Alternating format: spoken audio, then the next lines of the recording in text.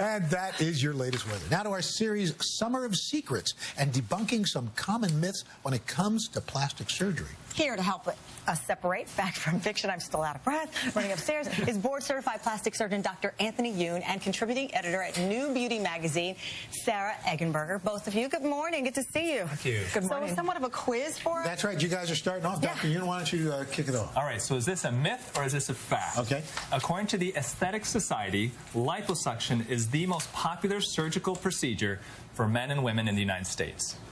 I'm going to go with fact. Someone fix it. It is a fact. Ooh. Yes, so liposuction is the most popular surgical procedure. Last year, about 340,000 men and women had liposuction surgery. Why do you believe it's so popular? Because everybody wants to get rid of fat. There you go. And it really is the gold standard at this point for surgical reduction of fat. You know, problem areas, it's not a weight loss procedure, but if you want to remove fat and you just can't get rid of it, liposuction is the most proven way to do it. Interesting. Yeah. Okay, next question for us. Second question. If I get breast implants, my breasts will never droop. Ever. Will never droop. Oh, that's a myth. Yes, you know the answer, right? Just because you get implants does not make you immune to aging, unfortunately. Okay. So if that happens, do you have to get new breast implants? What happens? Yeah, now every 10 to 15 years is pretty standard for getting new implants. Now the implants themselves will not age, but the breast will because of the pull of gravity.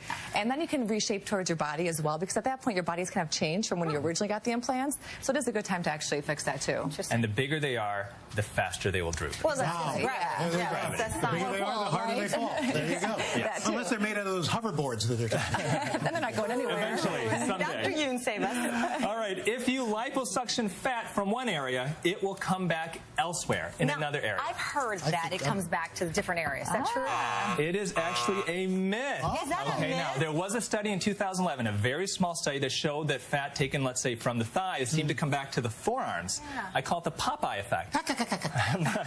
But subsequent studies, much larger studies, have disproven it. Okay. And I tell you, I probably do about 200 liposuction surgeries a year, have never had a single patient ever come back with big forearms or fat elsewhere. Before we move to the next question, though, is everyone a candidate for liposuction if you're a healthy person but have weight issues? Not necessarily. And really the trend now, as you guys have been reporting all this week, is towards non-invasive fat reduction as well.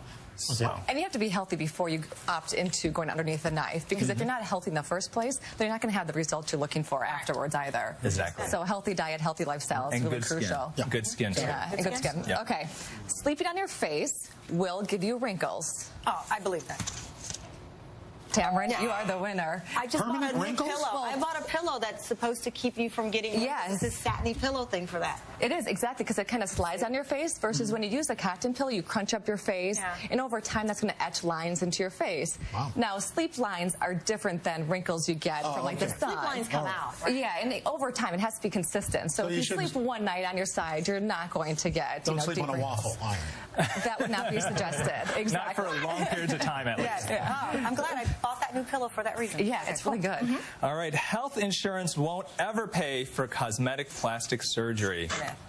What if you're like in That an is accident correct. or something? Well, I'm saying cosmetic surgery. But if you're Okay. is that cosmetic if you're in an accident and you need your nose redone? Well, that's more reconstructive.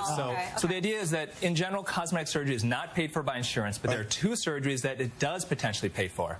Breast reduction, when the breasts are so large they cause pain, and actually eyelid lifts. Every year, hundreds of thousands of people undergo eyelid lifts and have it covered by insurance when the skin is so excessive that the person literally can't see very well. All right. Fascinating. It is. You have to have reason for it. There has to be a medical purpose behind it that fits But into if your you find a good insurance. surgeon, they'll do it in a cosmetic way, and it'll look better anyway. Even better. Exactly. As opposed to like a Ziploc or something. Dr. Youn, Sarah, thank you so much.